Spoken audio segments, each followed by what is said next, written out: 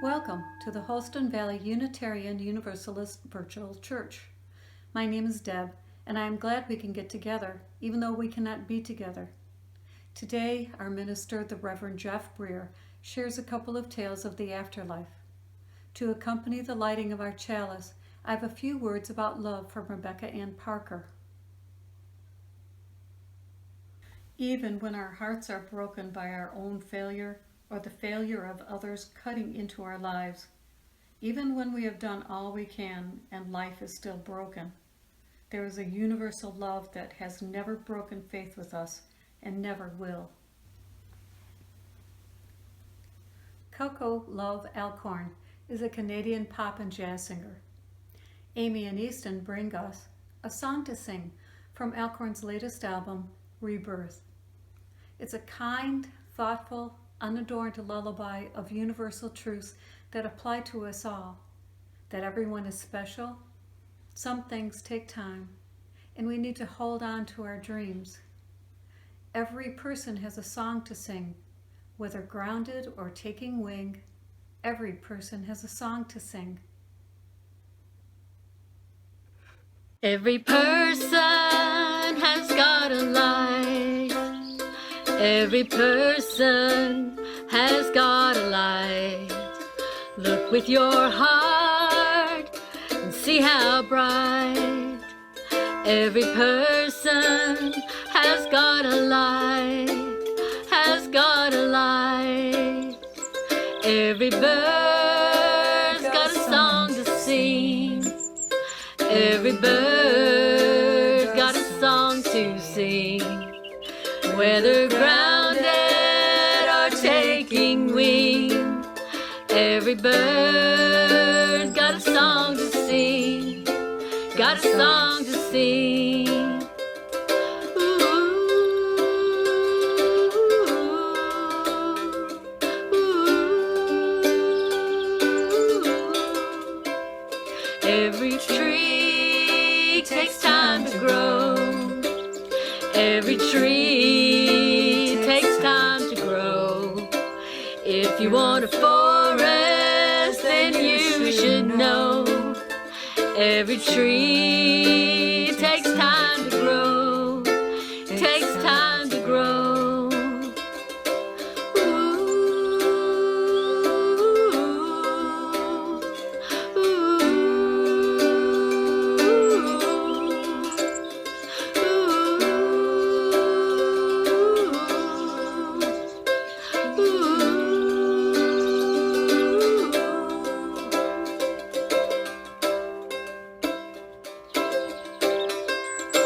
Every dream is a wishing well. Every dream is a wishing well. And a treasure you don't ever sell.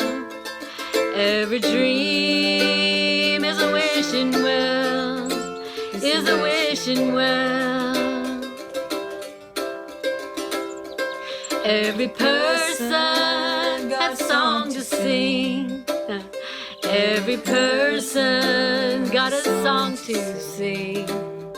Whether grounded or taking wings, every person got a song to sing, got a song to sing.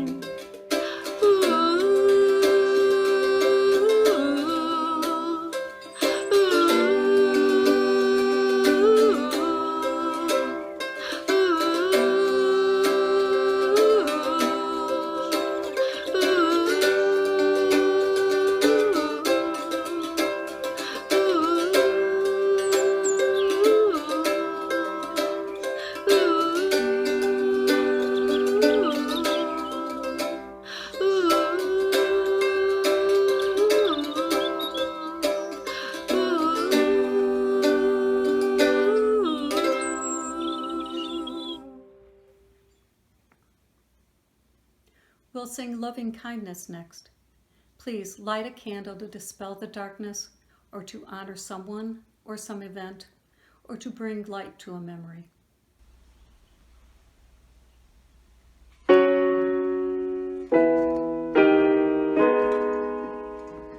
May we be filled with love and kindness.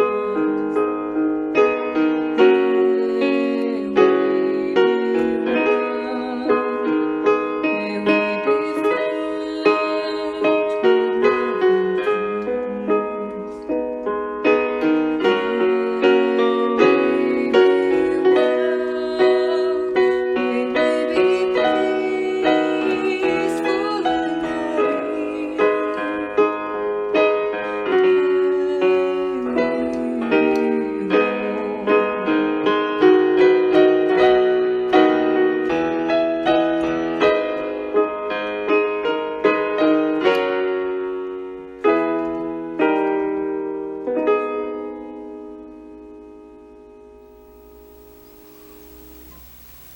My name is Jeff Briere, and I'm the minister of this virtual church. I hope you're doing well. I suspect that the pandemic has been on your mind of late. It's all I can do to not think about it, and it's all that cable news TV shows can talk about. All this incessant focus on one topic, even though it's critically important, drives me around the bend, and maybe you as well. So I thought this morning to bring you a little fantasy, a chance to think about something else for a change. A few years ago, I read a book called Some, 40 Tales of the Afterlives by David Eagleman. David Eagleman is a neuroscientist, and in his clever little book, he translates lofty concepts of infinity and death into accessible human terms. There are 40 chapters, each about 300 to 400 words, and each describing one possible afterlife. It's a very compelling read. I sat down and read through it in one session. The book took off like a rocket, rising into the top 10 in Amazon in its first 7 days. You will like this book if you enjoy stretching your mental boundaries, celebrating awe, and if you do not wish to commit to anyone's particular story. There are plenty of books for those who desire stories with absolute certainty about things we can't possibly know, but not too many books that admit and enjoy the vastness of our ignorance. There are 40 possible afterlives in Eagleman's book, and today we'll bring you just 2 of them. So stop thinking about the pandemic and focus on the afterlife you want for the time we can be together. Some. In this afterlife, you relive all your experiences, but this time all the events are reshuffled into a new order. All the moments that share a quality are grouped together. So in this afterlife, I would spend about 6 months writing sermons and about 600 hours just preaching them. I spend 1 month incessantly playing the same chord on my guitar. You spend 2 months driving the street in front of your house, 7 months making love. You sleep for 30 years without opening your eyes. For 5 months straight, you flip through magazines while sitting on the toilet. You take all your pain at once, all 27 incessant hours of it. Bones break, cars crash, skin is cut, babies are born, but once you make it through, it's agony-free for the rest of your afterlife. But that doesn't mean it's always pleasant. You spend 6 days clipping your nails, 15 months looking for lost items, 18 months waiting in line, 2 years of boredom, staring out a bus window, sitting in an airport terminal. 1 year, though, reading books. Your eyes hurt and you itch because you can't take a shower until it's your time to take your marathon 200-day shower. You spend 2 weeks wondering what happens when you die. 1 minute realizing your body is falling. 77 hours of confusion.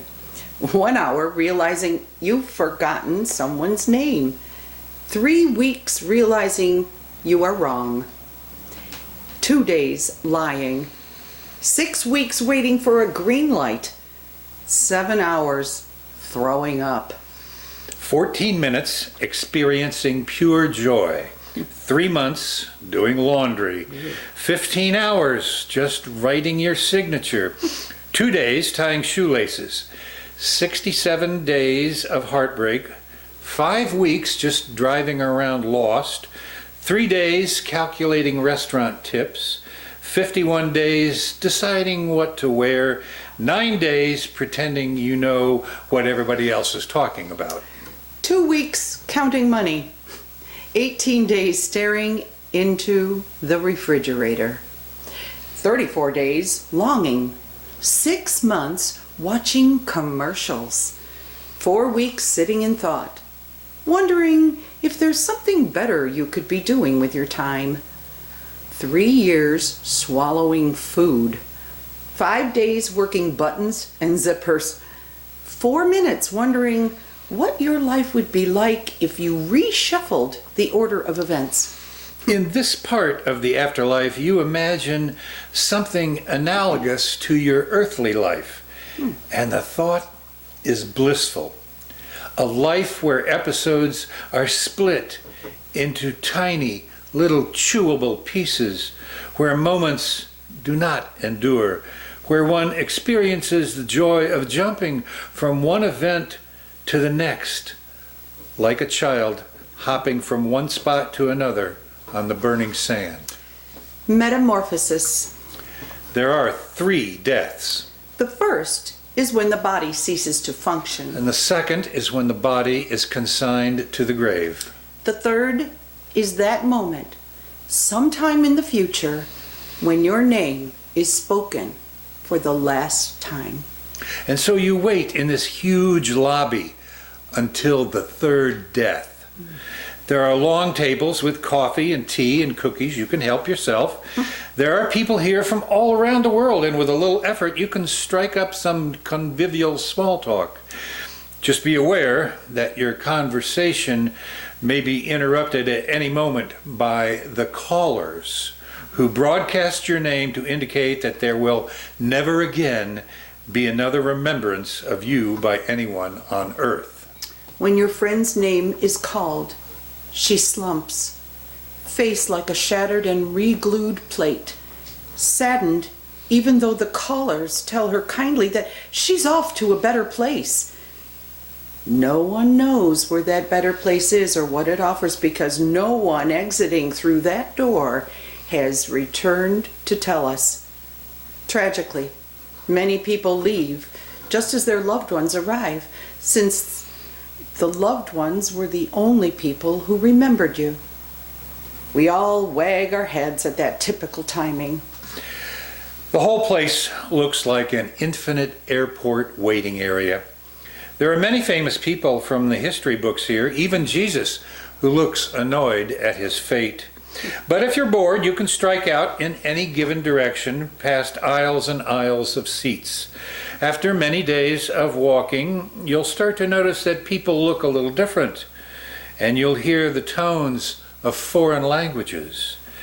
People tend to congregate among their own kind, and one sees the spontaneous emergence of territories that mirror the patterns of life on Earth. With the exception of the oceans, you see you're traversing a map of the Earth. There are no time zones here. No one sleeps, even though they mostly wish they could. The place is evenly lit by fluorescent lights. Not everyone is sad when the callers enter the room and shout out the next list of names. On the contrary, some people beg and plead, prostrating themselves at the callers' feet. These are generally the folks who have been here a long time, too long, especially those who are remembered for unfair reasons. For example, take that farmer sitting over there. He drowned in a small river 300 years ago, and now his farm is the site of a small college, and tour guides tell his story every week. So he's stuck, and he's miserable. The more his story is told, though, the more the details drift. He is utterly alienated by now from his name. It is no longer identical with him, but it continues to bind. For the cheerless woman across the way is praised as a saint, even though the roads in her heart were complicated. The gray-haired man at the vending machine was lionized as a war hero, then demonized as a warlord, and finally canonized as a necessary firebrand between two moments in history. He waits with an aching heart for his statues to fall. And that is the curse of this room. Since we live in the heads of those who remember us, we lose control of our lives and we become who they want us to be. And so there you have 2 of 40 possible afterlives. I encourage you to read about the other 38. The book is called Some, 40 Tales of the Afterlives by David Eagleman. And perhaps you could consider what it will be for you. I've said before that we really don't know what the afterlife will be, or if it will be. It's the central mystery of our existence. But reading these carefully written stories provides an insight into human nature that is both poignant and sobering. To conclude, today I offer you something I saw on Facebook the other day. Some positives in what seems like a world of negativity. Many events, like March Madness, had to be canceled, but not everything is canceled. Sunshine is not canceled. Spring is not canceled. Love is not canceled. Relationships are not canceled. Reading is not canceled. Naps are not canceled. Devotion is not canceled. Music is not canceled. Dancing is not canceled. Imagination is not canceled. Kindness is not canceled. Conversations are not canceled. Hope is not canceled.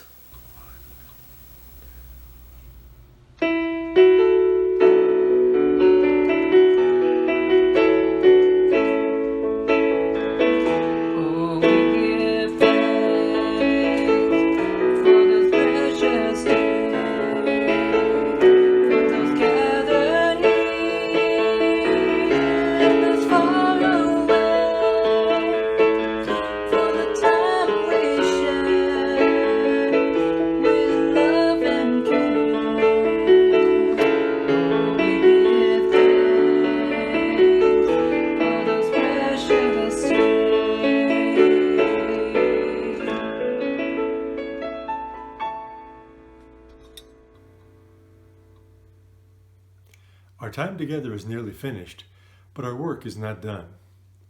May our spirits be renewed and our resolve strengthened as we meet the challenges of the week to come. Help me extinguish the chalice now. We extinguish this flame, but not the light of truth, the warmth of community, or the fire of commitment. These we carry in our hearts and share with all the world.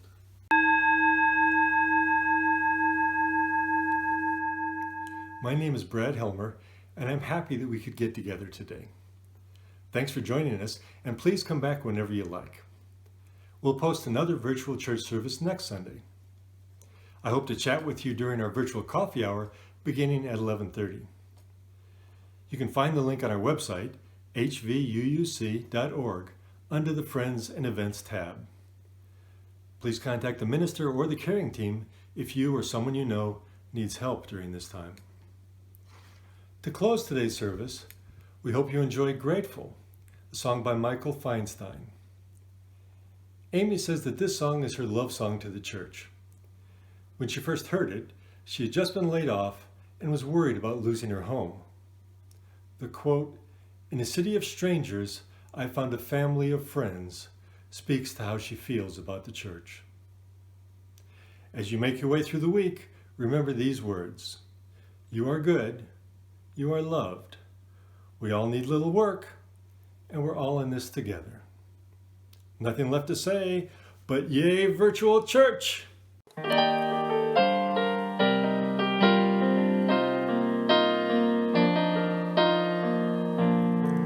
I've got a roof over my head. I've got a warm place to sleep.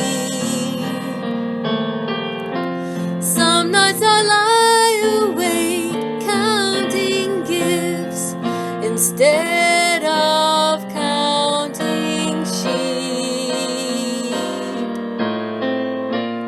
I've got a heart that can hold love. I've got a mind that can think. There may be times when I lose the light and let my spirit sink, but I can't stay depressed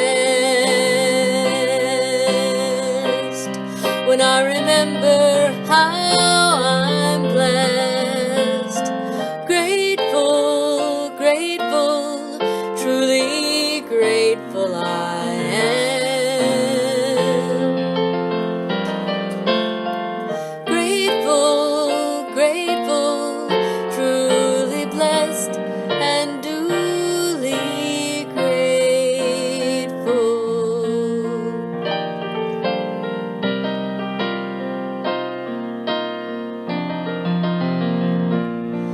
In a city of strangers, I've got a family of friends. No matter what rocks or brambles fill the way, I know that they will stay until the end. I feel a hand holding my hand. It's not a hand you can see, but on the road to the promised land, this hand will shepherd me through delight and despair, holding tight and always there.